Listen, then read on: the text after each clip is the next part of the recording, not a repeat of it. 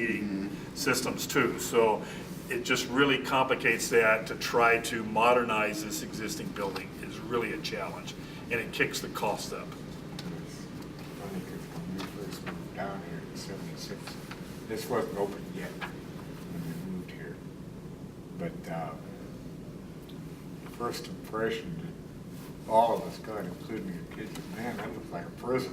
Well, and just the multiple entryways that we've got in the schools that I'm doing now, security just is a major issue from just openings coming in there. It's hard to secure this building because of the number of exterior openings, and the new schools minimize that. Certainly we have to have enough openings to exit the students out in emergencies safely, but we try to minimize those and to put them in locations that can be monitored just for the safety of the kids. It's just a different world than it was in 75 when this was done.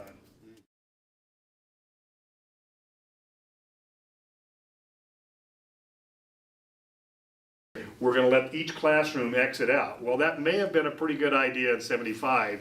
In today's world, with the bad guys of the world, you don't want them to have access to your school. You certainly wouldn't want to have glass so they could look in and see who's in that class. If they were targeting a specific teacher or a specific student, you wouldn't want that. So those things are going away. We're minimizing the exits. We're protecting the egress areas with a sprinkler system, and usually some ratings. There's a 1 hour rating. You'll see some different types of doors that protect those areas. You'll see closures on all the doors, so in the case of fire, those things close automatically, and that then provides the access to get out of the building, and you'll have several of them. But in the days when they didn't sprinkle buildings, it was smart to add a door to get people out in case of a fire instead of forcing them into a corridor.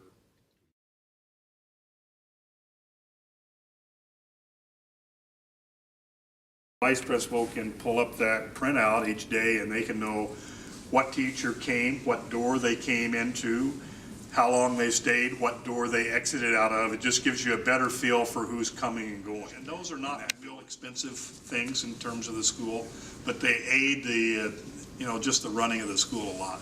You know a lot more about what's happening on your school with that. Which is always good.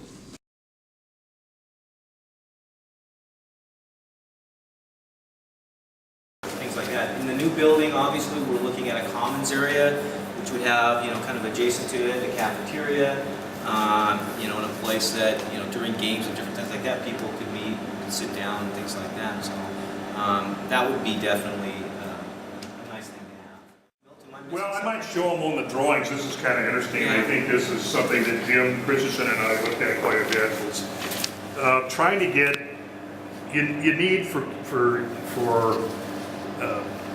cafeteria-like things, you need a fair amount of square footage.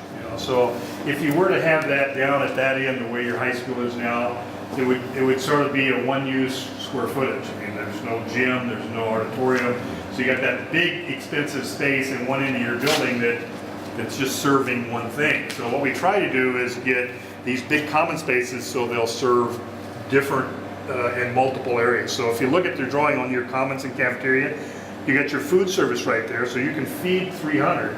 But now the tables and stuff go away, and these people can come out of the gym or out of the auditorium and do all this, and you can partition off the classrooms back in this other direction. So it allows this main entrance here from the south for people to be coming in off hours at different times and utilize that by the community without having access back into your classrooms in those different areas. It just allows for lots of public use, for your community use, without impacting your school. And this large commons area gives you room for people to come out and mingle and also to feed. So you're getting multiple use out of that large area. And just modernize. Yeah, exactly. Yeah.